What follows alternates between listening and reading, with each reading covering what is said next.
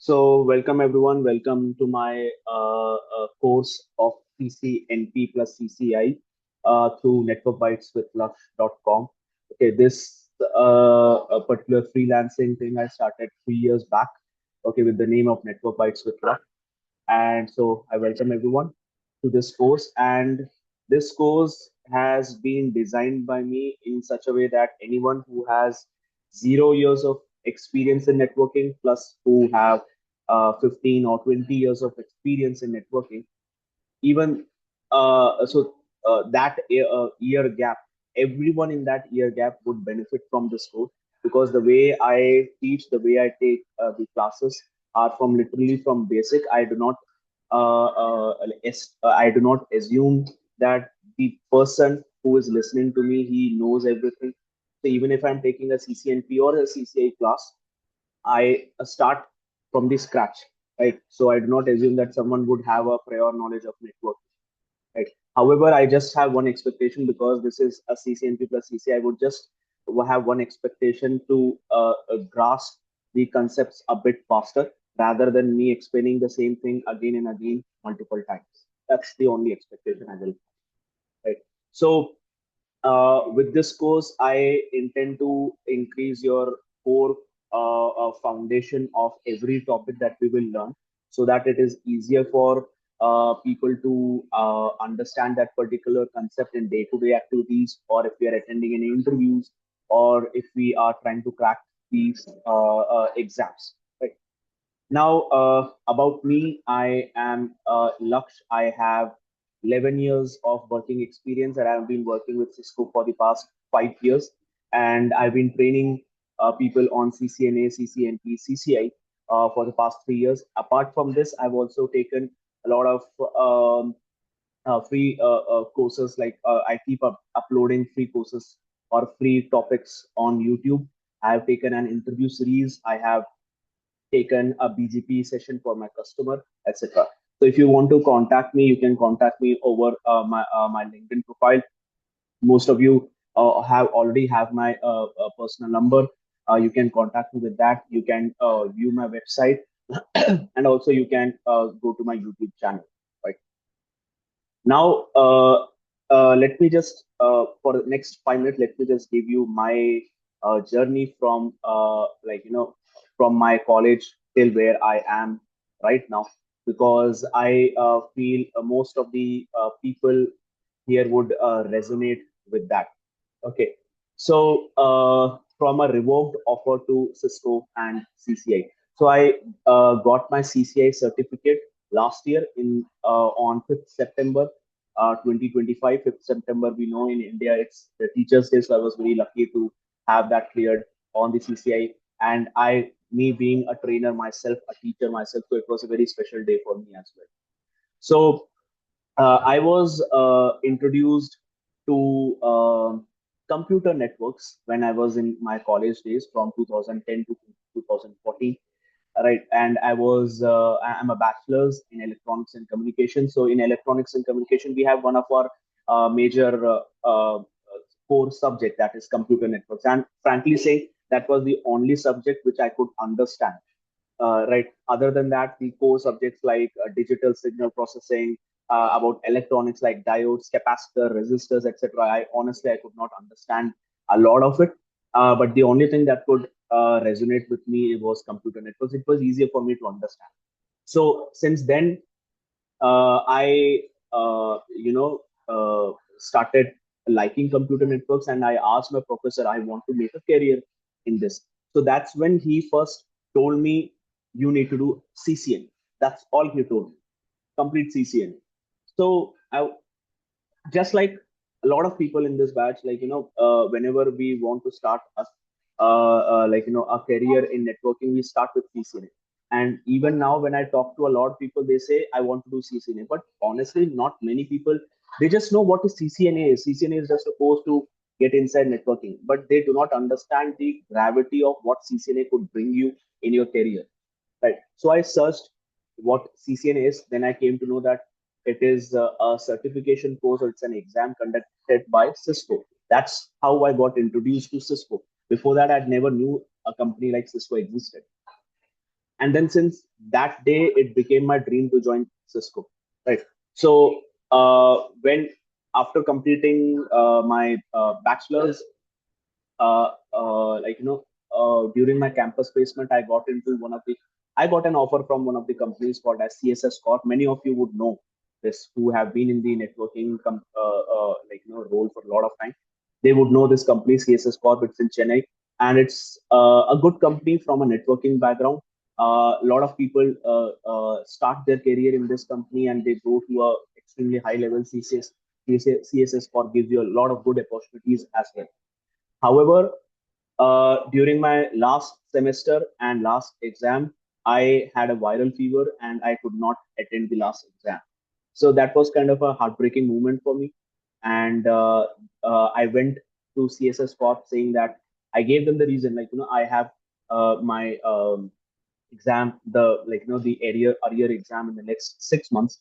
So they revoked my offer. They said, no, we can't give you this offer because obviously we want you to have a degree. So I completed my exam, got the degree, went back to CSS Corp, asking to get me that same offer. But then they said, no, we can't give you that. Seat is already occupied. Someone is already sitting on your seat. But we can give you something from a BPO perspective, which I said, no, I do not want that. And then it was a tough time for me as well. I was looking for job for the next 3 months, 4 months. Okay, going into Reliance Jio's office in Chennai. Right. Then I went to a few other companies, local companies, to give the interview, but I could not pass. Somehow, I got into a company called as Product. But however, uh, after my arrear exam, between my arrear exam and my first job, I started teaching GRE.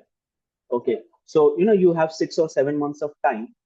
So obviously, in those 6 or 7 months of time, I won't be studying, obviously. So I thought, let me teach someone, right? So, and I had a lot of interest in GRE. I was already preparing for GRE, so I started taking vocabulary classes. I took vocabulary classes in IIT Chennai. I took vocabulary classes in VIT Chennai, and then a lot of other reputed colleges in and around Tamil Nadu. So that's where I understood the way I take classes, the way I approach a particular term, especially let's say in English.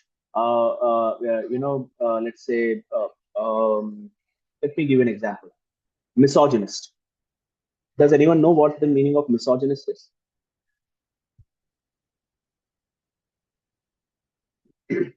Okay, so it's a very good term and very popular term nowadays.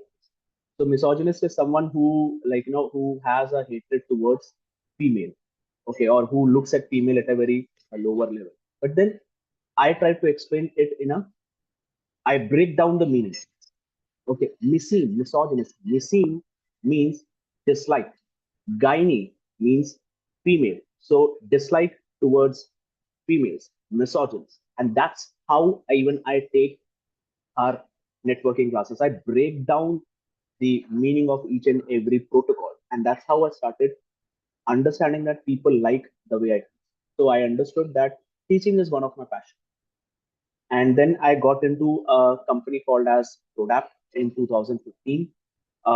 That's where my journey started as a working professional. So, though the company, the work that I was doing was from a software side, and because I really do not know coding, etc., that particular line of work did not align with my inclination towards networking. So, because most of the freshers are required to give your 10th and 12th certificate, degree certificate, they you need to submit it for 2 years. You have a contract, so I could not leave. So, but those 2 years, what I did, I started learning CCNA.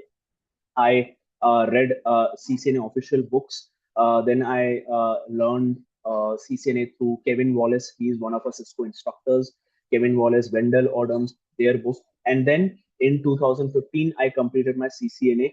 Honestly, this was without any exam resources that are available online. This was just purely from books and videos on the first attempt. Then later in 2016, I completed CCNP switch again by going through CCNP books, going through CCNP videos, CCNP videos from INE. I got those videos and then I learned, I cleared CCNP switch. And then when 2 years were completed, I switched job. I moved to a company called as Aricent. So Aricent now is Capgemini, right? And Aricent back then again was one of reputed companies known for networking in India, right? So I joined Aricent, and there in Aricent again I was working for a client called as Ciena, CIENA, Ciena. Again, Ciena is a product company just like Cisco, Juniper, HP, right? It's a good company, and mostly it deals with optical side, DWDM, OTN, etc. But it also has its Ethernet side as well. So I was in their Ciena TAC team, Ethernet team from Arison's payroll, right? So there, that was my first networking exposure in a real-time scenario. So I was dealing with American customers, Australian customers, right, doing night shifts. And by then, I had gained enough knowledge. I cleared CCNP route, right? And then again, 2.5 years passed. Then I thought of let me go to another company, and that's where it hit me that clearing interviews is not an easy thing. Since by the time I was in Aricent, I already had 3.5, 4 years of experience. But for a person who has 4 years of experience, and when you go to an interview, they start asking you questions at a depth, at a packet level things, right? And it was not easy for me to clear. Um, I would give you one of my interview experience in British Telecom in Gurgaon office. So I went and I gave my resume, and that time my resume was 4 pages long. I even then that time I did not know that the resume should be crisp, and only the required information should be present. I did not have that information. My pages resume was 4 pages long. The interviewer in British Telecom, he just turned my resume. He started writing questions on the back of my resume, right? And the way I felt humiliated, honestly. I just had 4 years of experience trying to go move out of Arison.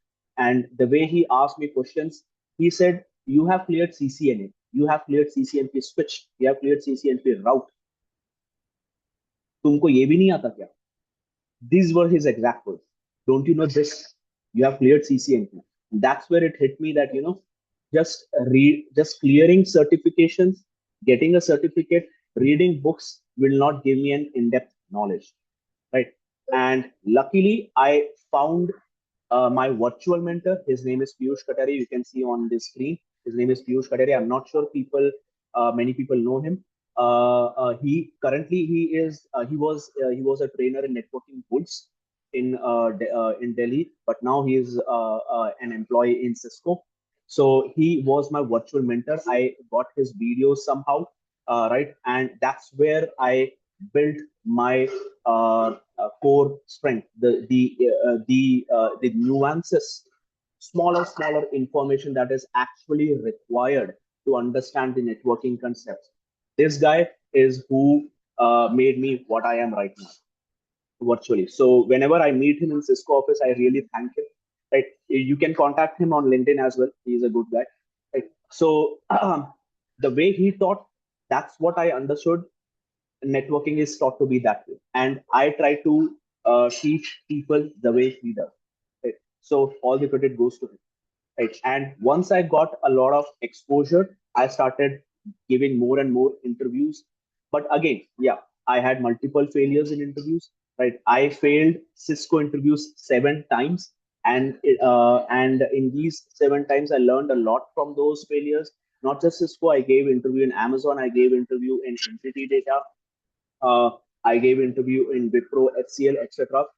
Failed a lot of times, and then finally in the eighth attempt, I got into Cisco. Right, but then when even in these failures, I was learning a lot of apart from Piyush Kataria's videos, I was also learning books. I was learning from books like these CCI books, routing, TCP, IP, MPLS architecture. Okay, these are 4 books for routing and switching, and they're not just small books. They are like 500, 600 pages long. So I read all those things, all right, each and every bit things at a bit and bytes level. And the knowledge that I have is because of these books and his videos. And finally, I cracked the interview at the Cisco's interview at the eighth attempt. And now I've been with Cisco for the past 5 years, working with a lot of ISP customers. And then last year, I prepared for CCI and I cleared the CCI Enterprise Infrastructure certificate on 5th September. So this is what my journey has been. And for the past 3 years, I've been training people on CCNA, CCNP, and CCI. And my goal is to be the mentor, to be the teacher, or to be the knowledge provider, which actually people are looking for on the internet or on the world of networking, who gives the those bits and bytes level of knowledge which are actually required, especially from an interview perspective. On job role, obviously, we do not require that amount of knowledge, but that amount of knowledge, those bits and bytes of level of knowledge, is actually required during interviews, and that's what I aim to do. So my aim is very clear. First, to help you clear interviews. Second, to help you with your day-to-day job role. Third, if you are interested in certification, help you understand the concept, help you understand with the configuration, and that has been my total aim. Right? So, anyone has any question, or would you like to share anything?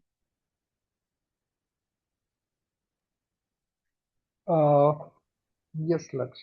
Thanks for the details. So regarding the question, it's like in this course, like are we just going with the routing or switching, or like in the current I think certification there are multiple other topics are there like automations and data center side. So are we cover all those topics, or like wireless, or just to focus on routing and switching? Yeah, let me answer your question. Okay, give me 2 minutes. Okay, and then I will show you the whole Cisco's certification career path.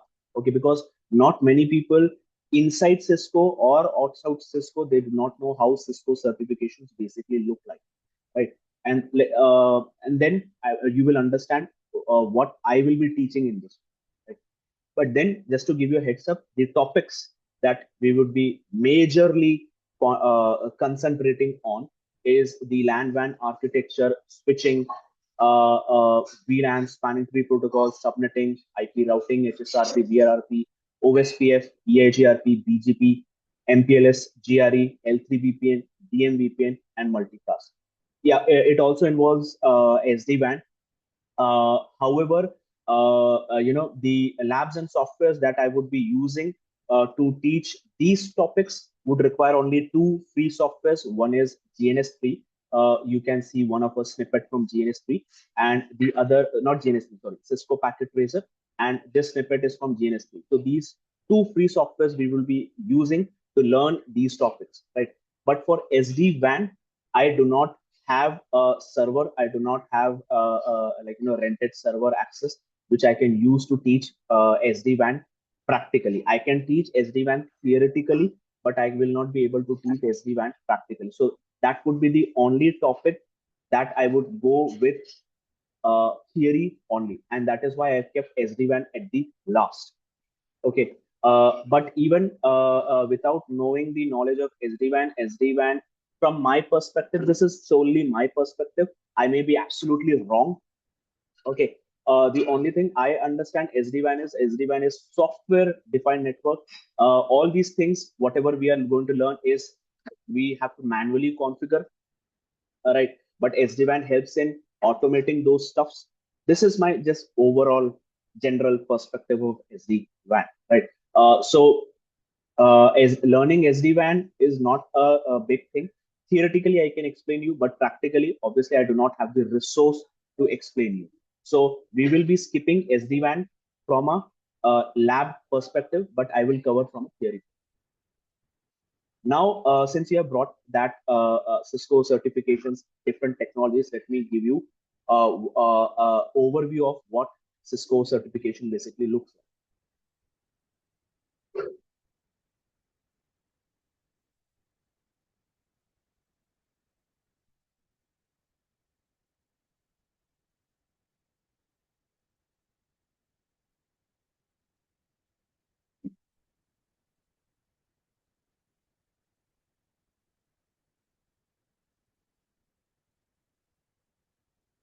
Okay, so a lot of people have confusion. Before explaining this particular whole certification from Cisco, let me give you a brief of the history of this particular certificate. So the Cisco actually changed a lot of Cisco certification policies after February 2020. Okay. So what we will do is I will just give you a roadmap of what actually happened. So this was February 2020. Okay. And this is what happened, what was happening before February 2020 and what has happened after February 2020. I remember this date. I remember the date as well. It is 24th February 2020 because I know this because the last CCNP exam which I gave was on 24th February 2020, and that was the last date to give an exam from a older certification policy. So I gave the exam on the last date. Luckily, I cleared the exam. Hadn't I cleared, I had to start from the scratch. Anyway, so earlier, before this particular date, we had three types of exam. Okay, it was CCNA, right? And then we had CCNP, and then we had CCI. Okay, CCI. So in CCNA also we had different technologies like routing and switching. It was called as routing and switching. Then we had security, CCNA security. Okay. Then we had CCNA wireless, right? CCNA wireless. Then we also had CCNA collaboration, CCNA cloud, etc. So earlier, all these different technologies were given a different CCNA exam. Okay.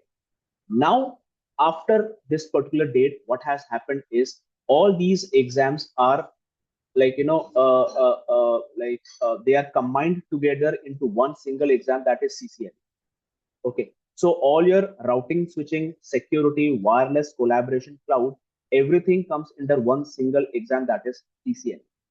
But in this particular a newer version of CCNA, 80% 80% of the topic is routing and switching. The rest of the topics are just a brief of security, wireless, collaboration, and cloud. Okay, this is what has happened, right? Then before February 2020, for CCNP, again, for routing and switching, you had a routing and switching for CCNP, you had routing and switching for security, you had routing and switching for wireless. Then you had for collaboration as well, collaborations, and then for cloud. Okay, this particular structure still remains the same. Okay, this particular structure still remains the same. The only difference is by the name they are called. Okay, now in today's CCNP structure, we have routing and switching, but that particular routing and switching is now called as enterprise. Okay, it is called as enterprise, and that is what we are going to concentrate in this particular course.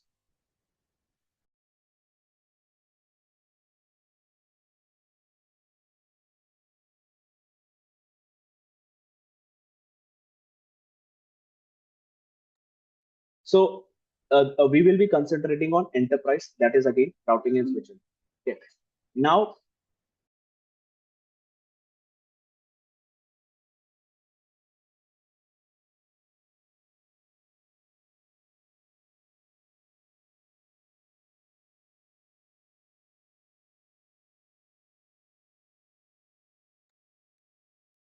guys, sorry about that. Sorry. So CCNP enterprise is what routing and switching has been is being called now. Okay, you have CCNP security. Okay, you have wireless is now CCNP wireless is now a part of enterprise. Then you have CCNP collaboration as well. Okay, then you have you do not have cloud. Let me check in that diagram. I think you have cloud. Okay, then in CCNP they introduced one more technology called as data center. Then you have DevOps as well. Okay, then so newer topics or technologies were introduced into CCNP.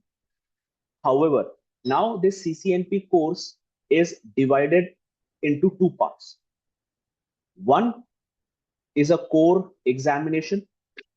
Every technology has its core topic or core exam, and then you have a concentration exam. Okay, this is not CONC, this is concentration, the other is core. I will explain you the difference between core and concentration, but let me give you the difference of what CCI was earlier and what CCI is now. Okay, so earlier CCI, again, for routing and switching you had a CCI, for security you had a CCI, for collaboration you had a CCI, for let's say for cloud you had a CCI. Okay, but then this CCI was divided into two parts. One was a written exam, written exam, and then if you clear the written exam you are eligible to write the lab. Okay, if you clear the written exam you are given a certificate saying that you have cleared the CCI written. And then when you clear the lab, you are given another certificate, plus you are given a plaque. Okay, I'm not sure how many of you have seen the CCI plaque. It's a frame with CCI written in gold. Okay, so it's like that. So you are given such kind of a value over there. Now, in today's scenario, CCI lab remains the same. CCI, now listen to this very carefully. CCI lab remains the same. There's no difference. What was before 2020, the structure of lab is the same that is today. However, your CCI written exam is not changed. Your CCI written exam is called as CCNP core. CCNP core is now called as CCI written is now called as CCNP core. So until and unless you clear a CCNP core technology exam, you are not eligible to write the CCI lab exam. So for every CCNP technology, for let's say for enterprise, you have an enterprise core exam, which is called as ENCORE. Okay, enterprise core. For security, you have a security core exam. Okay, for collaboration, you have a collaboration core exam. For data center, you have a data center core exam. For DevOps, you have a DevOps core exam, etc. So these core exams are basically your CCI written exam. But when you get a certificate, it is not written as CCI written. It is written as CCNP. You are a CCNP specialist. If you clear the core exams, you are given a CCNP specialist certificate, plus you are eligible to write that particular CCI lab. Okay, so let me show you my certificates of specialist. Give me a minute.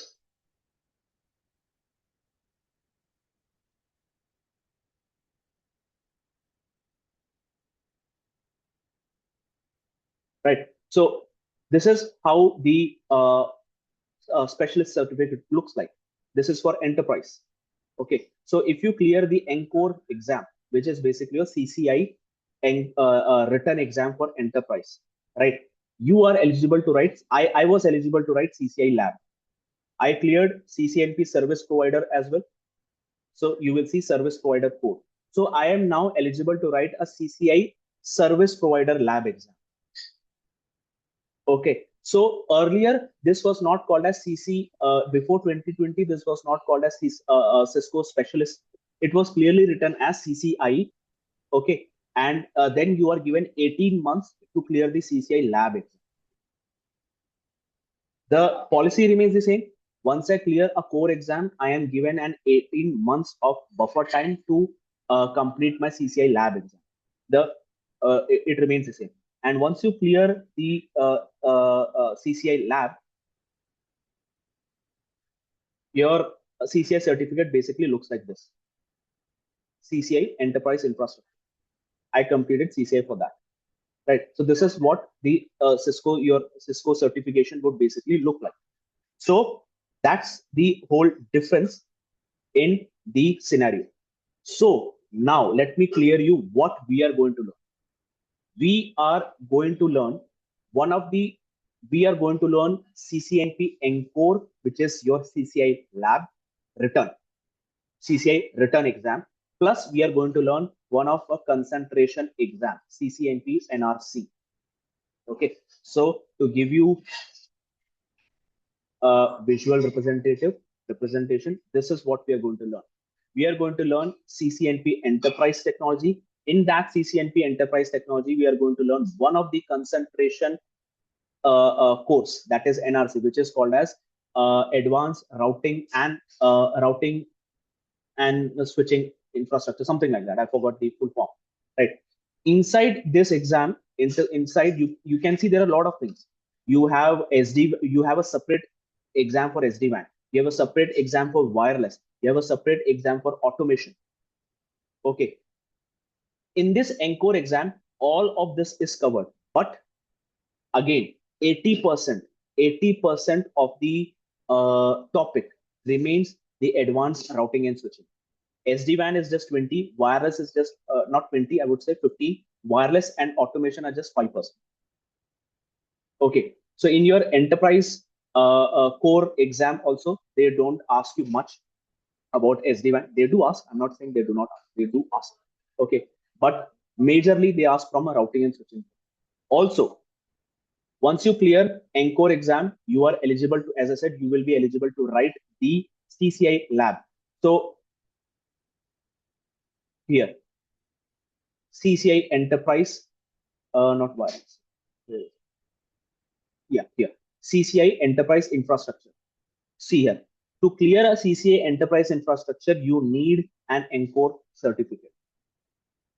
Without this Encore certificate, you are not eligible to write CCI Infrastructure Lab. So your Encore is CCI return, and that's what I'm going to train.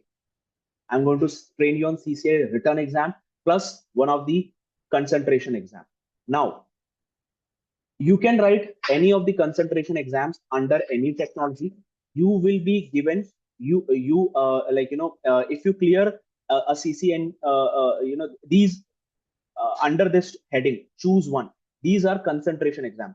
So this particular thing, as I said, CCNP has been now divided into two parts. One is a core part, the other is a concentration part. So every technology has number of different concentration exams. So from an enterprise perspective, you can see there are different concentration exams. From a security also, you have different concentration exams. From a data center point also, you have different concentration exams, right? But if you write the concentration exam, you will not be given any certificate. You will just have an exam. If you have cleared a CCN exam, when you come out of the exam hall, you are given a report card. That's all you will have. In order for you to get a certificate for one of the concentration exam, you also need to clear the core exam. Then you will get a CCNP. CCNP, see here. To get at the bottom of the page, you can see to get the CCNP, this but not specialist.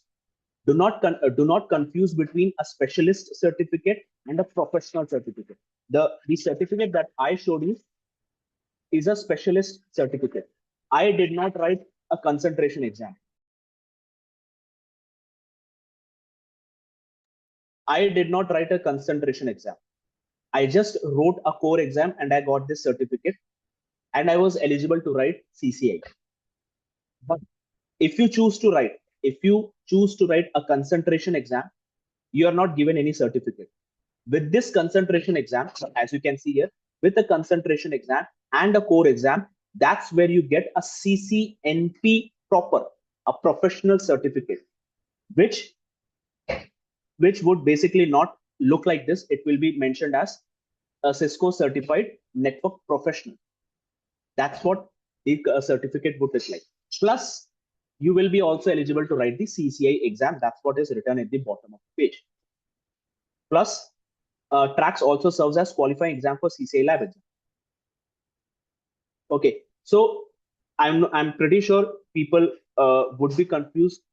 So, is a concentration exam required to write a CCIE lab? No, you can just write any core exam to write or to be eligible to attend the CCIE lab for that. Okay, let's say for collaboration, you cleared CL core exam, you will be eligible to write a CCIE collaboration lab. If you clear Encore, just Encore exam, you are eligible to write the CCIE lab. If you clear security core, you are eligible to write the CCIE security exam. So to be eligible to write a CCIE lab, you need to clear a core exam. Without a core exam, you cannot book a lab also. That's one. Second thing, writing a concentration exam will not give you certificate. Writing a concentration exam along with your core exam will fetch you a certificate. Okay. Any question?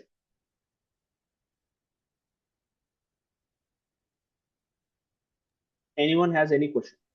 So, Lakshay, Harmeet this side. So, Yes, sir. earlier for CCI lab, we have to clear the CCI written exam and we can appear directly for the CCI written exam.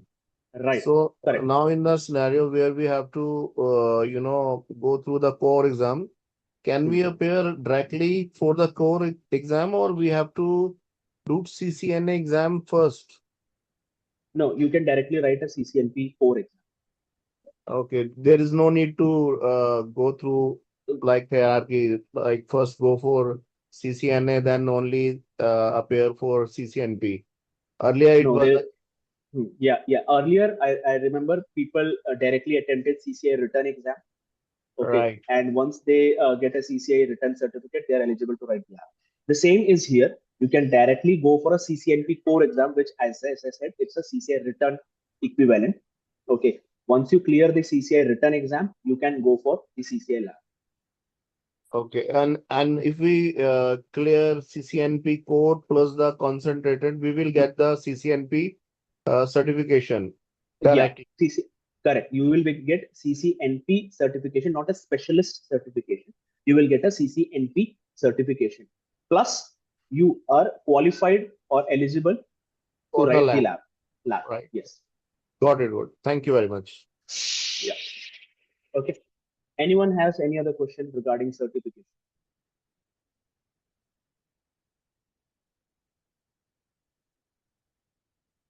Okay. So I think it was Jignesh, right? Yeah. So Jignesh, as you can see, right? So in Cisco, you have so many other technologies, right? So as I said, what I am going to concentrate, I'm going to concentrate on two exam topics. One is NRC, the other is ENCO. NRC is one of your concentration exam, right? And we will be concentrating on the CCI return exam of ENCO. Okay, so that's why my program is called as CCNP plus CCI. I'm not Okay. going to concentrate on data center. Again, data center has the core of data center is still routing and switching. The extra things that gets added into a data center is from a Cisco perspective, it's the Nexus switches architecture, the ACI, the ACI tool of Cisco, and a bit of automation. And then you have few other topics like VXLAN, EVPN, L2 VPN, etc. Those are the extra things that gets added. However, to learn how L2 VPN works, you should have a strong routing and switching knowledge. To know how EVPN works or how BGP EVPN works, you should know how BGP works. Then only you will understand how BGP EVPN works. So all these BGP concepts are covered in the Encore plus NRC, and Right. that's what I'm trying to do. I'm trying to build the core for every technology that you see. Okay, many people say I want to learn security. Many people say I want to learn security. I want to learn cyber security. Right? I want to learn collaboration, etc. But all of these things, their base, their pillar is routing and switching. It's like if I tell you, like you want to learn quantum mechanics. If you do not know how, if you literally do not know multiplication, addition, subtraction, and addition, there's no point in learning quantum mechanics, right? That's what I'm trying to do here. I'm trying to build the basic or the pillar of every technology so that next in the next career path, whatever you try to choose, right? Let's say you want to go to a data center, you have a strong foundation for a data center. To learn data center, your strong foundation is the routing and switching. To learn wireless, your strong foundation is routing and switching. To learn security, your strong foundation is routing and switching, right? So it's like people like to learn security directly without even trying to understand how devices are working. You are going to implement security. See, I am going to implement, let's say, a security protocol on a router, but I do not know how router works. What's the point? I am going to implement security on the internet. If I do not know how devices talk on the internet, how the data is being uh, read by a particular device on the internet, what's the point of learning security? So one of my friend, he is working in Zscaler. He used to tell me that he has a good routing and switching this thing hold. His name is Samyati Jain. Okay, he has a good routing and switching hold, and he also he got an inclination towards security as well. So he had a strong security like focus as well.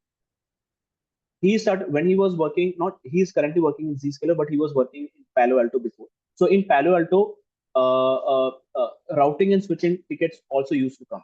So people who were only good at security, they would reach out to him that this is a routing and switching routing ticket, you handle it. And trust me, because he had a good knowledge of routing and switching plus security, he was better than a lot of folks in his peer. Plus, he had a better customer interaction. The customer was happy. He was on a third party payroll in CSS Corp working for Palo Alto. Palo Alto then turned him into a direct payroll from CSS Corp. That was the benefit of having a strong knowledge on routing and switching as well. That's why I tend to tell people that if you are trying to go for an advanced other courses, have a strong background in routing and switching. Without that, there's no point in learning other technologies.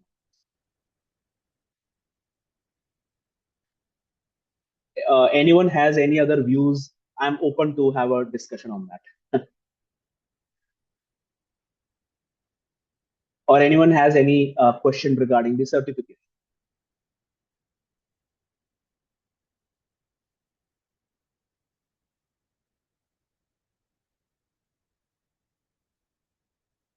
No? All right. So let's start with today's discussion.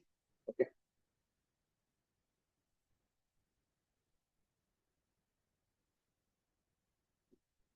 And today's discussion is about the LAN and WAN architecture.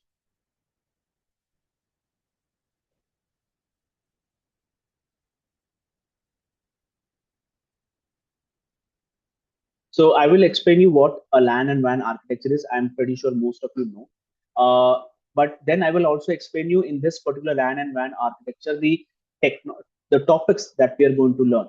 Okay, where all those topics fall into this particular architecture. That's what I'm going to tell you. Right. So any LAN architecture or any WAN architecture on the internet, right? It basically starts with our laptop, our PCs, our smart TVs, our smartphones, etc. These are end devices. End devices. Okay. So if I have to say our internet uh, uh, ends or the internet's terminal point are these end devices, right? So let me draw a PC over here.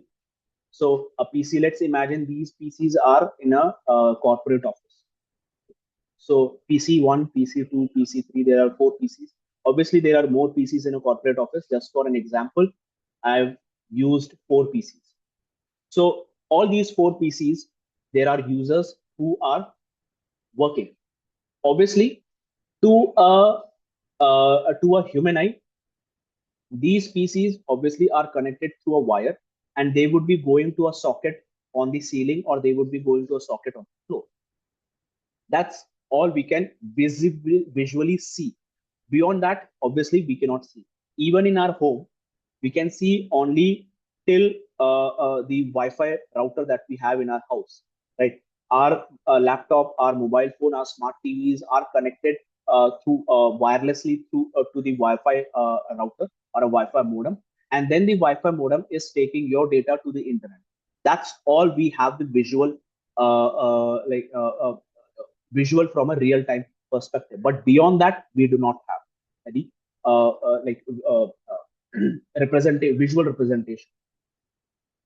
So how is it connected? Is these multiple PCs or laptops?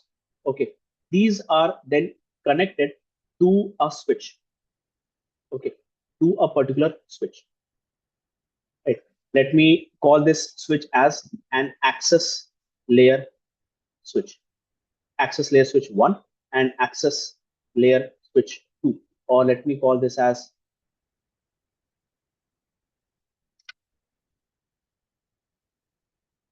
access layer switch 1 and access layer switch 2. So these PCs are connected to an access layer switch, many access layer switches. Obviously, we have many PCs on a corporate floor. Okay, so in from I would say when I was working in different companies on a particular floor, there were 100 or 150 PCs. Obviously, all those 150 PCs cannot be connected to a single switch. They would be connected to multiple switches, right? So these PCs are then connected to multiple access layer switches. And first of all, why are they called as access layer? Can anyone just give me a subjective answer as to why these switches, which are directly connected to the PCs, are called as access layer switches? Can someone tell me?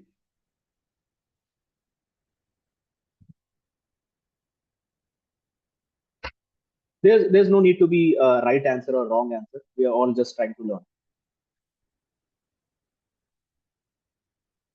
Anyone? Because it's Okay. a L2 switch.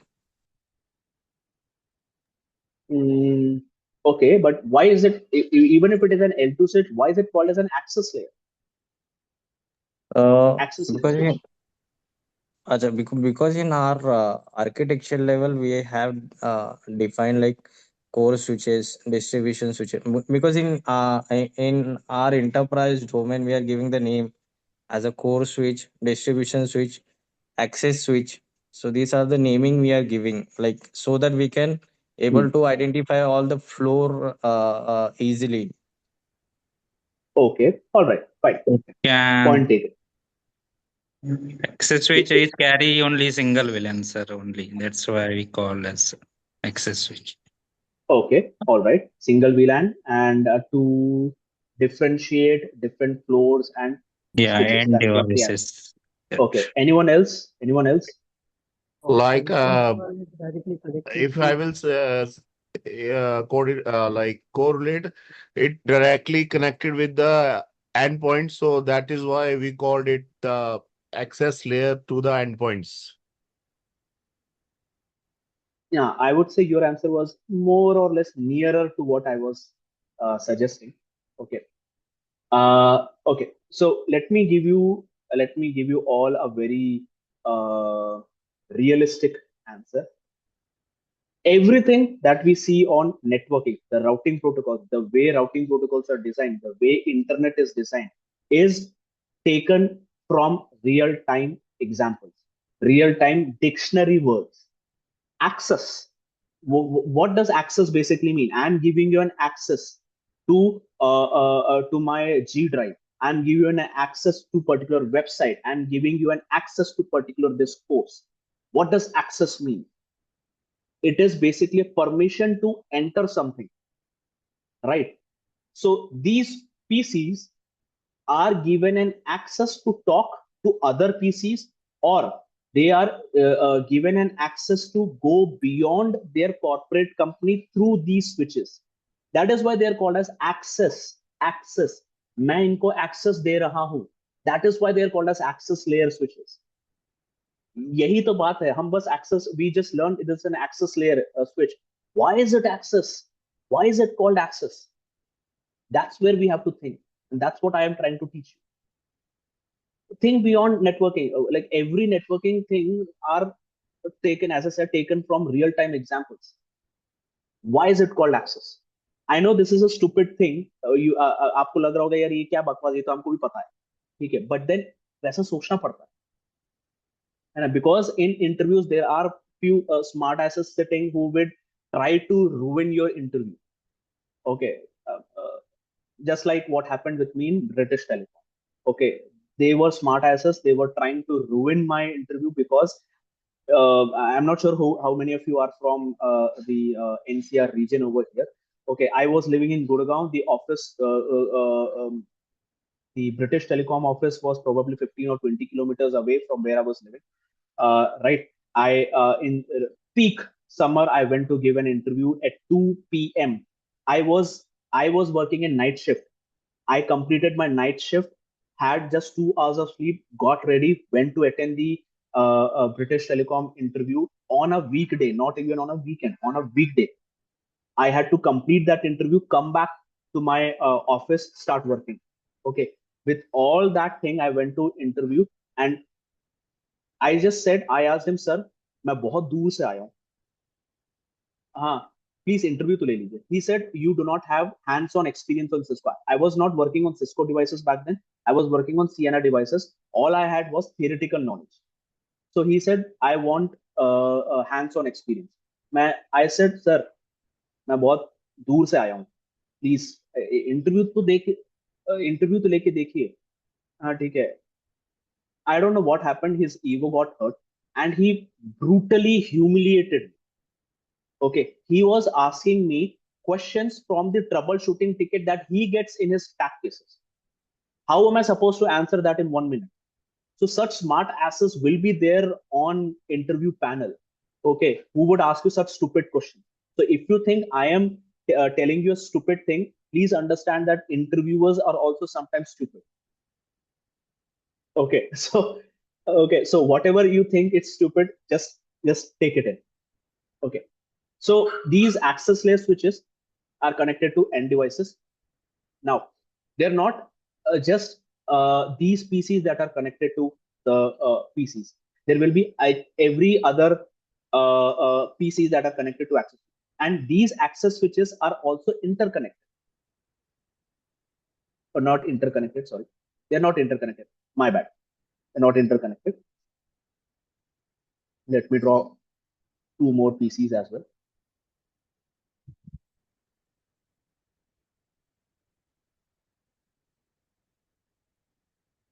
Okay, so this is how they are connected, access layer switch.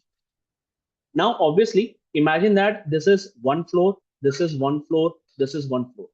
Okay, so don't imagine them as just 2 PCs. Imagine that probably 10 or 20 PCs that are connected to one particular access switch.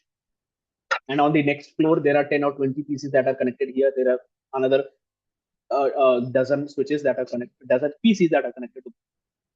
Now, obviously, the way it has been designed is that these access layer switches cannot talk between each other. That is how they have been designed.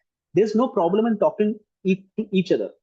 Okay, there's no problem in talking to each other provided we give them proper security. There's no problem. However, it has been recommended not to connect these 2 or multiple access layer switches together. So the problem comes, if I do not connect these access layer switches together, how are these PCs going to talk? How are these PCs going to talk to each other? Let's say floor 1 PC wants to talk to a PC to a floor 3. How is that PC going to talk? That is why all these access layer switches are then connected to a distribution layer switch. Distribution layer switch. Okay, all these access switches are connected to a distribution layer switch. So in a big office, there is just not one distribution layer switch. There are multiple distribution layer switches, which are connected to multiple access layer switches, and those access layer switches are in turn connected to multiple other PCs. Okay, so this distribution layer switch would be connected to an access layer switch, and this access layer switch would be connected to multiple PCs. Okay, so imagine multiple distribution layer switches connected to multiple access layer switches, and those access layer switches are connected to multiple PCs. And these distribution layer switches obviously are connected together. They're connected together. Okay, now I know you would have seen a different diagram on paper. You would have seen a different diagram where it shows basically in a triangular way. Okay, I'm giving you a different perspective. Okay, so these distribution layer switches are in turn connected together. Now, obviously, we are not only able to talk to people inside our office, we are also able to talk to people outside our office. Okay, we are able to talk to, we are able to access Google, we are able to access Facebook, we are able to access YouTube. Okay, or we are able to access networks that are not part of our office. Okay, obviously these networks are not sitting inside our corporate office. They are somewhere outside. Okay, so we are able to talk to our network, and we are also able to talk to a network that is outside our network, right? So what happens? These distribution layer switches is then connected to a core router. This core router may be a router, or it can be a very powerful layer 3 switch. It may be a very powerful layer 3 switch or a router as well, a powerful router as well.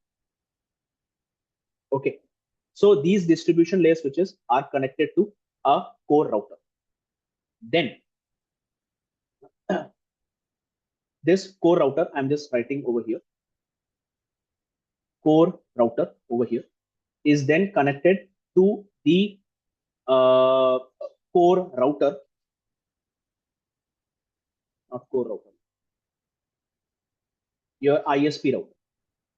It is connected to an ISP router, your internet service provider's router. Okay. Now, before I jump into the discussion of what an ISP is, okay, I just want to understand your thinking of what an internet is. Can someone tell me what your thinking is of internet? Obviously, internet is a very if I ask what is internet, everyone has a different answer. So it's a subjective. Internet definition of internet is very subjective. So it's not like what I am saying is right, or what you are saying is right, or what you or I am saying is wrong. Okay. I just want to know what your thinking is about internet. What is internet?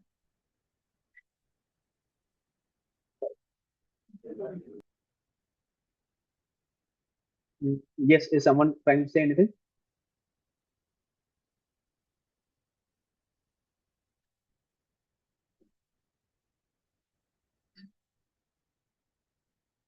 Anyone? What is your understanding of internet?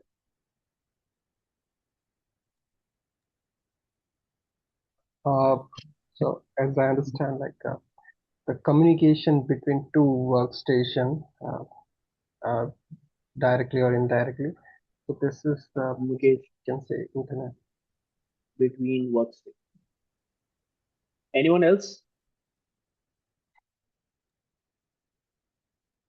Is nothing but the interconnection of network to reach the external networks or to reach out the HTTPS or the URLs to access to outside of the network, like LAN network.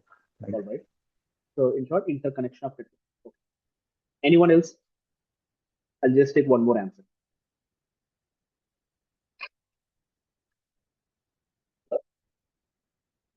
Okay.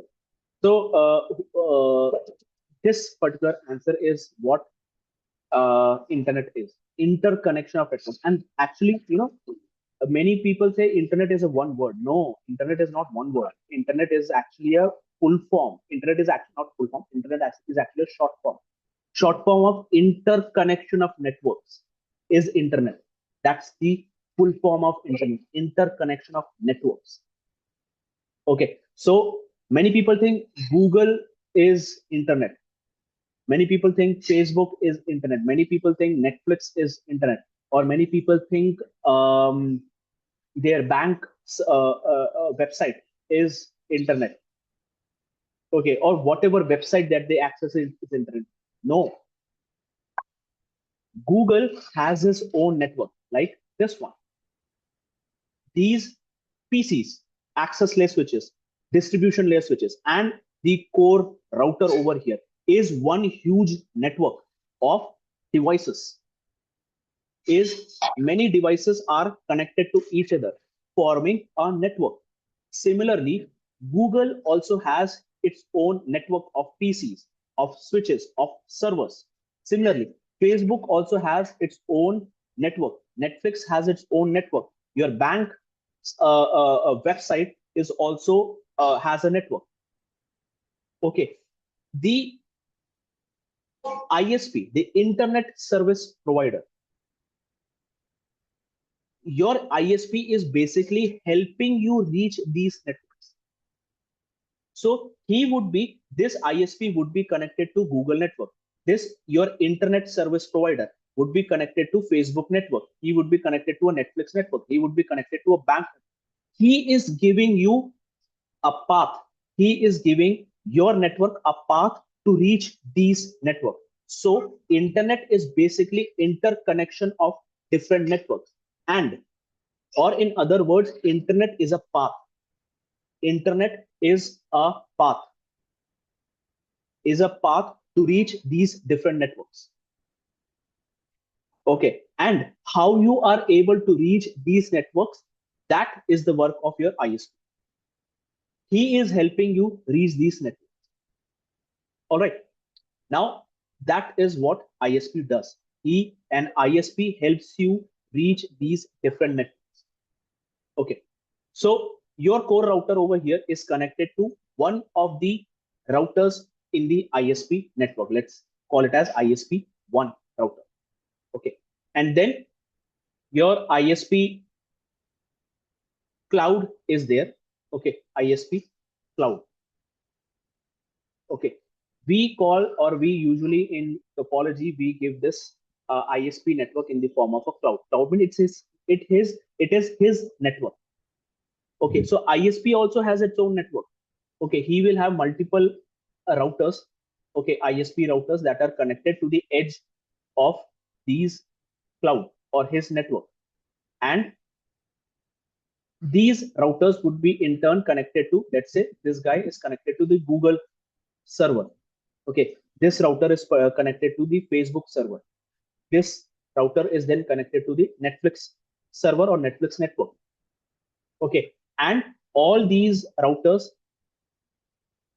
okay, inside the ISP network are in turn connected to each other, helping you reach these networks. And that is how your service provider network in general, in a high level design, that is how your service provider networks look like. All right. Then imagine the Facebook network. Imagine this Facebook network. Again, the Facebook network would have, let's say this is Facebook's core router, which is connected to the ISP router. Your Facebook core router will then be connected to multiple distribution switches.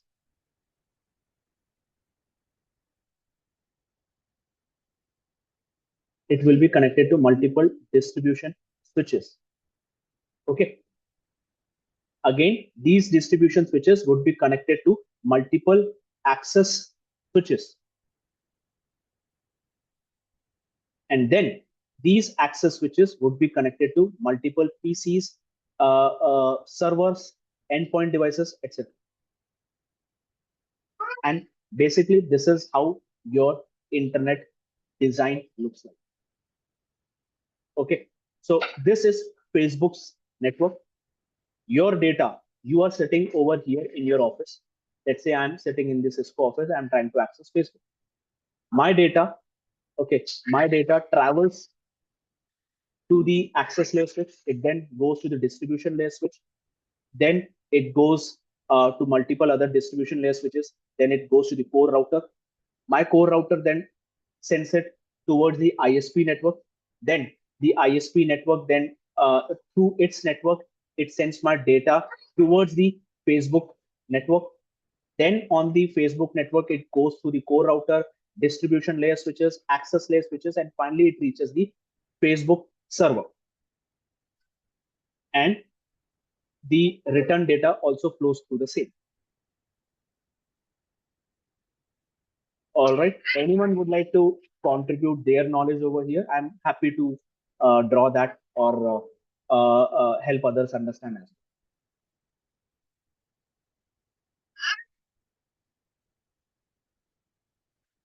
Anyone? Or anyone has any question or would like to correct me? I'm happy to be corrected. I don't have a problem with that. Okay, would like to correct me or would like to give a different opinion or a different view? Let's share that. Laksha, for the topology. This one? No, I'm saying you're asking question on the topology. If we can add something on this. Yeah.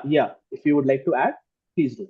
Like in the practical world, we do connect access switch with the dual connection. Like on the distribution, we have bundle switch and so we can create a LACP connection towards the access switch. So Correct. that we can do. Correct. You can do that. Yes, absolutely right. You can do that. So in real time, as you had said, like, from access layer switches to distribution layer switches, you can go for an link aggregation, or you can go for a multi-chassis, kind of architecture, or you can, as you said, bundle, we can bundle links together to increase the bandwidth. Okay, or we can have a bundle between these switches as well. Yeah.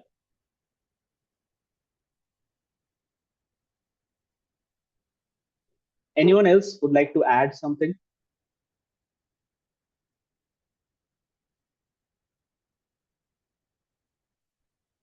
All right.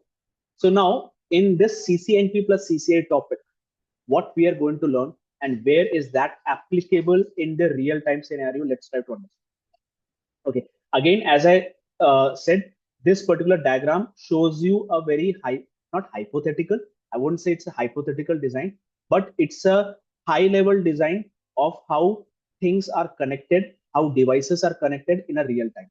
Obviously, in a real time, this may not be the exact design. Okay, but this will give you at least an overview of how things are connected on the internet.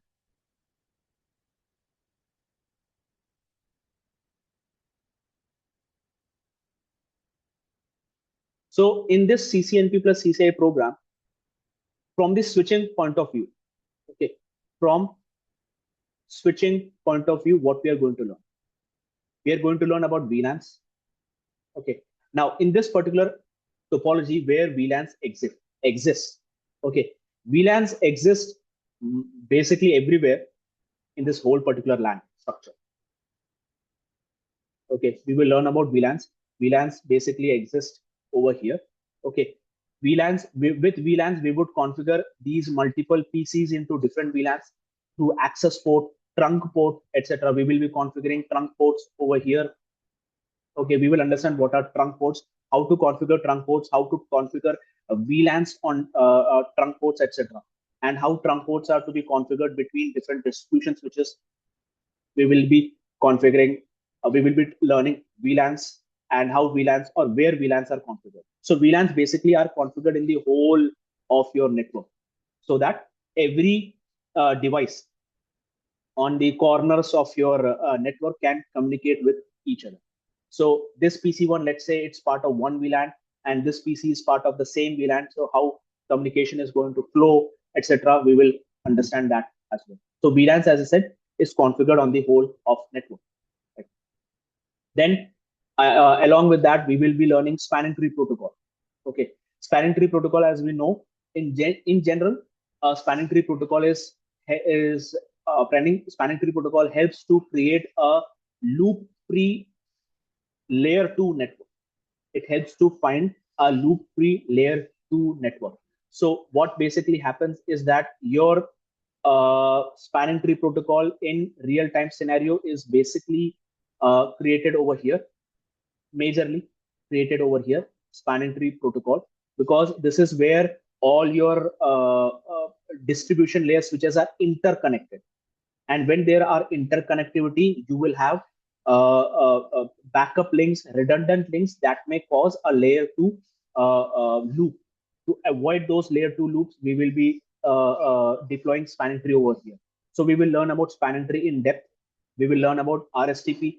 We will learn about per VLAN spanning tree protocol, and how in per VLAN spanning tree protocol or an RSTP, how can you make a particular router to be a root switch for a particular VLAN, and another router a root switch for a different VLAN, and how will that work?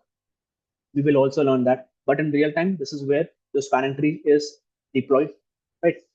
And then we will learn about HSRP, hot standby routing protocol.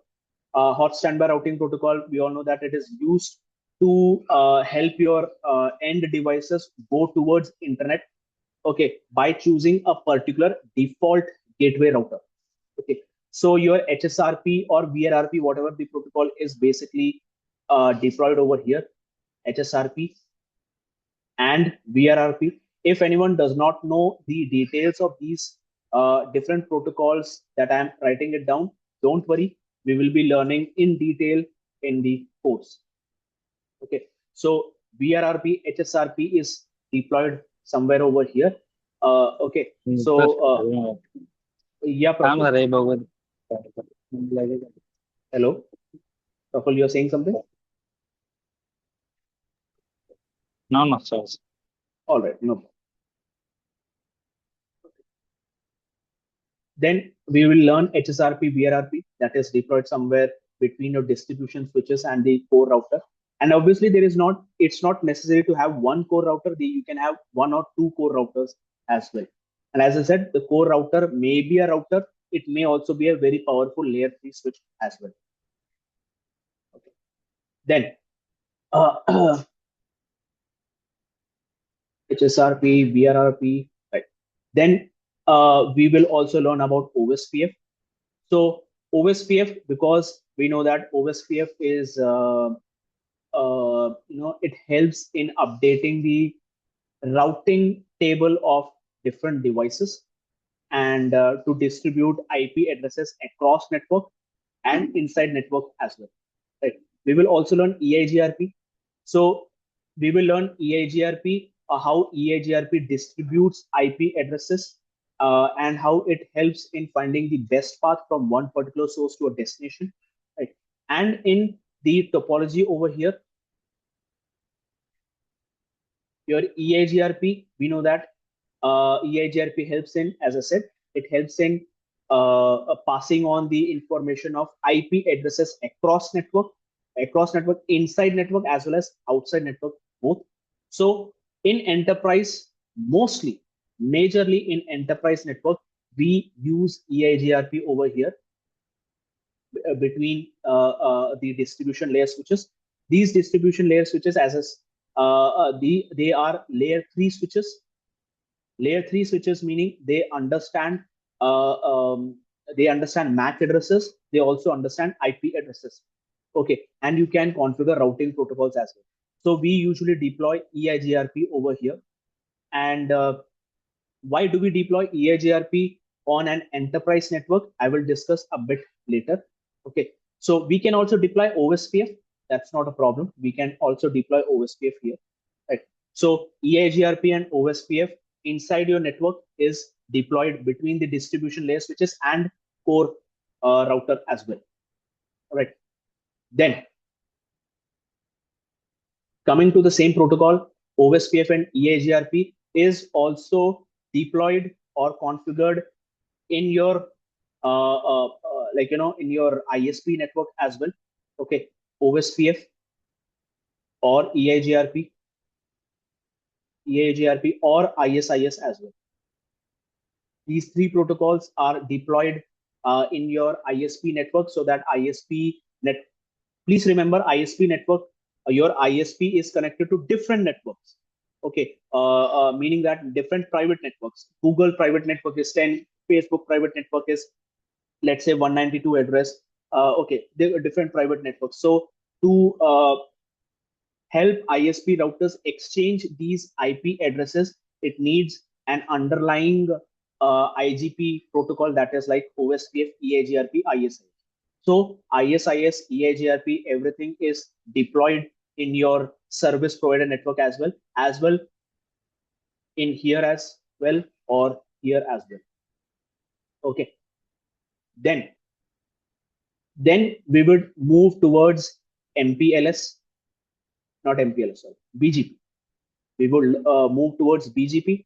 Okay, BGP is deployed here between your core router and your ISP's router, and it is also deployed in the ISP's network as well. BGP is deployed in the ISP network as well. It is deployed here as well. We will learn how BGP is deployed. What are the different types of BGPs, like iBGP. We will also learn about eBGP. We will also learn about how to configure BGP multipath. Then we will also learn about BGP path attributes, route reflectors, etc. All those things. All those things are deployed in the ISP network. Along with BGP, we will also learn about how MPLS is deployed along with BGP in the core ISP network. We will also learn how MPLS is deployed in your core network. So you may think we are learning enterprise, but why are we understanding MPLS, which is deployed in the service provider network?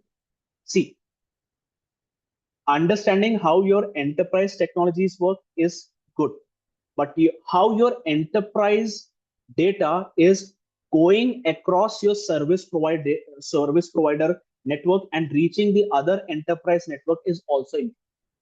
That is why we are learning few topics or few routing protocols that are used in the ISP network, like BGP, MPLS. With MPLS, we will also learn, where is my pen? Yeah. We will also learn GRE, which is another term for VPN. Along with VPN, we will also learn L3 VPN. Okay, L3 VPN is one of the most important topic in enterprise network, is also the most important topic in service provider network, which is deployed here. How L3 VPN works, what is route distinguisher, what is route target, how route target travels, how route distinguisher travels, what is VRF, etc. All that we will learn in the service provider network with L3 VPN. Okay. Then along with that, we will also learn dynamic multi-VPN as well. DMVPN, we will also learn that. Then after this, obviously, let's say your Netflix. Okay. We also know that, not Netflix, let's imagine that this is not a Netflix, but this is a Hotstar, Geo Hotstar network. Okay. This is a Geo Hotstar network.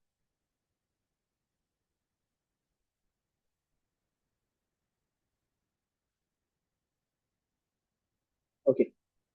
We all watch football. We all watch cricket as well. Okay. So live cricket is being streamed. Okay. Live cricket is being streamed, or live football match is being streamed by Hotstar or any other streaming partner. How that live stream is being sent to crores of users in India or billions of users across the world. Okay, how that streaming is done. Okay, that is part of multicast. We will learn about multicast as well. How using multicast, your Hotstar, that is a streaming partner, is able to send this one single data. It is, see, remember, if it is Netflix, I am watching Netflix. Okay, no, uh, I'm watching an animated series called as Invincible on Amazon Prime. Okay, obviously there are many other people who would be watching Invincible on their system, but that is not live stream. So Amazon Prime is sending, let's say there are 100 people who are watching Invincible at the same time. So the Amazon server would be sending 100 different data to these 100 people, because it's not a live stream. Amazon already has the episodes stored in its server, right? It is only sending these stored data to these 100 users. But a live stream is not that case. Live stream is live. It's not a stored data. It is happening live. And your Hotstar server is sending these live data to billions of users. Is it sending to every billion user? From one Hotstar, is it sending billions of data to billions of users? No, it is sending only one single data, but that one single data is streamed or is sent to different billion users. And how is that done? That is done using multicast. So we will learn how streaming happens, how live streaming happens to multicast as well. So these are the topics that we will learn in detail, in depth, how things happen in real world network. And this is what the topic, our major chunk of topics, probably I would say 90% of the topic that we are going to learn in this particular course, CCNP plus CCI. Now, beyond the Facebook server, let's say your data came back to your Facebook server. Okay, again, the same thing. Over here, Facebook server would have deployed EIGRP, or it would have deployed OSPF. It would have also deployed spanning tree protocol. It would have also deployed VLANs, so that VLANs can move across the network. It would have deployed over here HSRP or VRRP, etc. Right? And over here, VLANs would be deployed, etc. So this is how different types of protocols, different features are, etc., configured on different parts of the internet. All right. Any question? Anyone?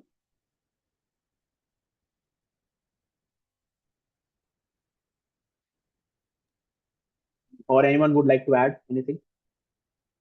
So Laksh, Yes. are we covering the DNAC part as well? DNAC part, no. So No. it's not a part of enterprise. It is, as I said, it is part of DNAC. No, it is not part of it is part of enterprise, but as I said, I can explain you that only from a theoretical point. I will not have But you lab said resources. about the SD-WAN, not for Yeah, the yeah, DNAC. yeah. So In SD, DNAC yeah, is a different thing. correct. DNAC is a different thing, but in the CCA exam, DNAC is also a part. Is just a very, I would say, minute part. Okay, I can choose to ignore, or I can choose to explain it theoretically. Right. So all these things, as I said, these are a bit of software point of view, which I do not have lab resources. So if needed, when we reach SD-WAN portion, probably I will explain DNAC as well. Okay.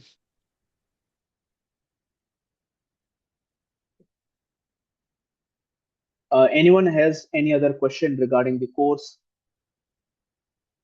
or the certification, etc.? Anyone? No? All right. So let me go back.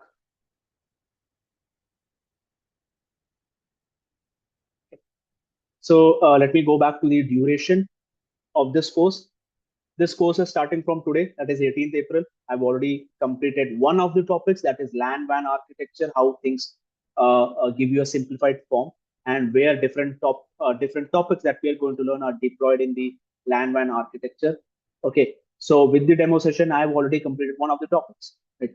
So it starts today, and the course duration is going to be from 4 months to 6 months, and this is a weekend batch.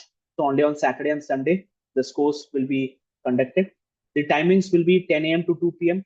Okay, depending on the topic, the timing may vary. Obviously, it's only 4 hours. It will not exceed 4 hours. In that 4 hour, we will have like in a half an hour of break. Okay, half an hour of break. So you can think of it as a 3.5 hours course every day. So 10 a.m. to 2 p.m. And just like today, the session is being conducted over Zoom live, and it is recorded as well. You will be getting these recordings because this today and tomorrow is a demo session. These recordings will be given to you, or I will be uploading these recordings on YouTube as well. And once you enroll to the course, you will be given the recordings on my website itself. You can access the recordings for 1 year, and once the recording is available to me, you can watch the recording the next day. All right, then the extra benefit that you have, let me give an example. The way I explained the differences of the CCNA certification path, right? That kind of explanation, that kind of guidance, interview tips and tricks, career path guidance, what you need to do after this particular course, job assistance, etc., is which is not part of the course. I will be helping you with that. Okay. Now, coming to the most important part of the whole course is the fee. Right? And during my initial call with most of you people, you are already aware that many many big institutes, offline, it can be a major institute in your city, or it can be a major institute which take online classes. For CCNP, they will charge you anywhere around rupees 25K to 40K. Okay, and for a CCI course, they may charge you anywhere around rupees 70,000 to rupees 1 lakh or even more. Okay, 1 lakh or even more, right? But this particular program, CCNP plus CCI, my program, CCNP plus CCIE program, I'm giving you it only for rupees 17,500. Okay, the course duration is 6 months, but the recordings will be given to you for an year, which is also extendable. You can have an extension as well. But once your course is expired, then you may ask. Okay. So anyone has any question regarding my teaching style, regarding what I do, or the certificate, or this particular program, please feel free to ask. Okay, if anyone is interested right away, let me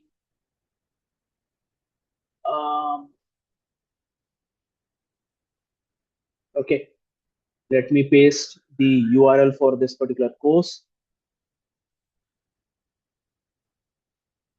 Okay. I am pasting the URL for this course on the chat.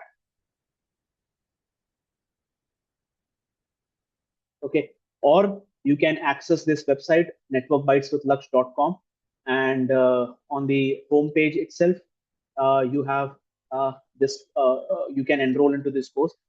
Please remember, there are different courses that are going on. This boot camp is actually going on right now. Okay, and this CCI Hindi is a recorded one. Okay, recorded one. And this CCI English is the one that we are talking about right now. Okay. So anyone who would like to have this, CCI Hindi one can enroll into that. But once you can buy either, you can buy the CCI English one, or you can buy the recorded one. The charges are same. Okay, but if you buy the Hindi one, you will have the recording only to the Hindi one. You will not have access to the recording of English one. However, you can join the live courses. You can join the live courses of the English one, but you will not have access to the recording of the English one. You will have access to the recording of the Hindi one. Okay, so the topics are same on both sides. The Hindi one and the English one both are same. And anyone here who is from South India who knows Tamil, specifically Tamil, okay, once this CCI course in English is completed, I will be conducting the same course in Tamil as well. But probably you will have to wait for 6 months, right? Another thing, my CCNA course is live right now. The CCNA English course is completed. CCNA Hindi course is live. Okay, do not be confused with the payment over here. This payment is a dual payment. This course is also 6,000. Okay, but this is since if you pay, you will have to pay in installments. 3,000 3,000 in 1 month, the other 3,000 in the next month. That's why the payment or the cost over here is given as 3,000. And on my website, you can find an interview series. This is the interview series that many people have gone through and many people have benefited through this. One of my friend, he was here on the audience list. His name is Siddharth. Okay, he joined one of the company called as Aracus recently, and another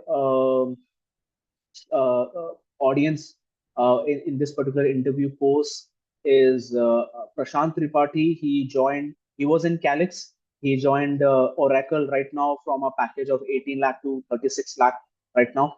One of my another student, he learned CCIE from me. Back then when I did not create this website, he had learned CCI from me. He joined Amazon Ireland. One of my other friends who were working with me in Harrison, they went through my few videos, interview videos, and the different topics that I upload on YouTube, which you can also find over here. Okay, different videos over here. They went through these videos. They cracked interview in Cisco, etc. Right. So it's up to you, right? But whoever wants to join the course can join either of the course. But please remember, if you join the CCI Hindi one, you will have access to the recording of CCI Hindi only. You can join the live course, CCNA English live course, but you will not have access to the CCNA English recording. You will have access to the Hindi recording. All right. Anyone has any question? Because this is just the first demo class, I'm not going to take the whole 4 hours. I've given you every detail that I can in today's class. Anyone has any question, please feel free to ask. So Laksha, one more question regards to Yeah. the topic you will cover. So Yeah. will you cover the AI part somehow? No, honestly, I do not. मैं अगर हिंदी में बोलूँ तो मेरा और coding का 36 का आंकड़ा है. So I really do not have any coding hands-on experience. I have just a basic knowledge of what Python is. I can read the script and I can understand what the script is doing, but like how the script is created, I do not know. I may not be able to teach you Python as well. So from the automation point of view, no, I'm not going to touch automation. That's the only thing which I'm not going to even take theory nor the practice. Okay. Yeah. I'm sorry because I don't have the knowledge for that. Because I want to be open, transparent over here. I'm not going to give you any false promises. Yeah, one more thing. Forgot. We will also be learning. Let me write that down. QoS as well. Quality of service, which is another very extremely important topic. We'll also learn quality of service.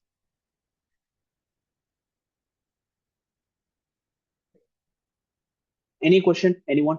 or anyone would like to share their feedback about the way, just for this demo session, please feel free.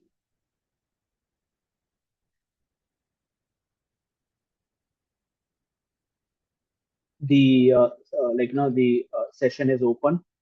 Anyone can ask any question. It's not just related to this particular course. You can ask me about what's happening on the what's happening in the networking field, what kind of jobs should you go for, like based on your experience. This is what your understanding is, what your career path should look like, etc. We can have a discussion. I'm open to that as well. Anyone?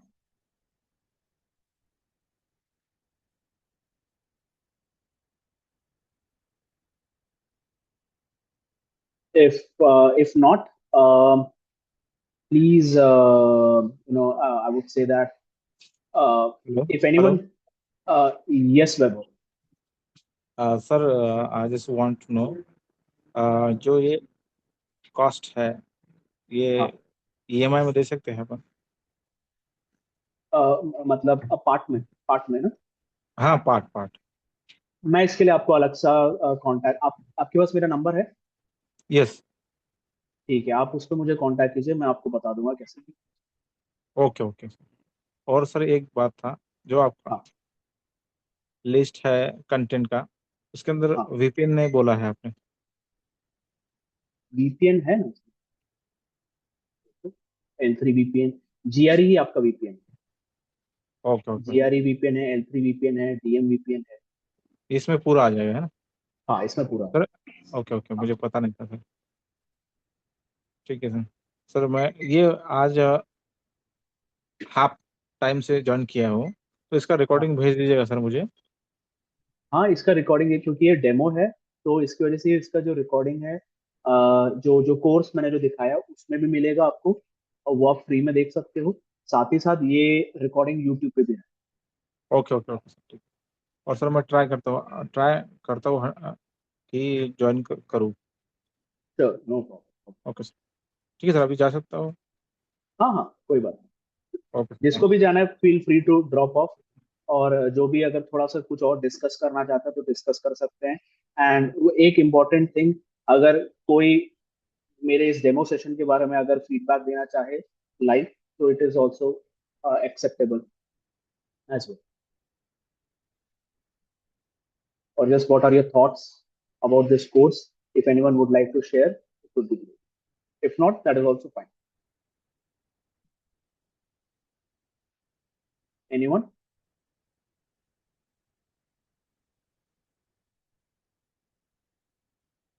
No?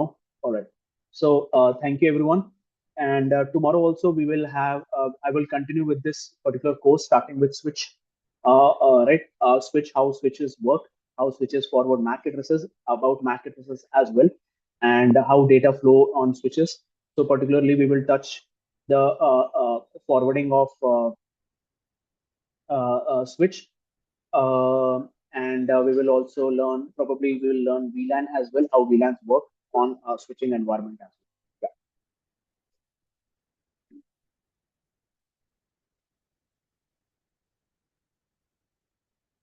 Okay. Again, anyone has anything to ask or say?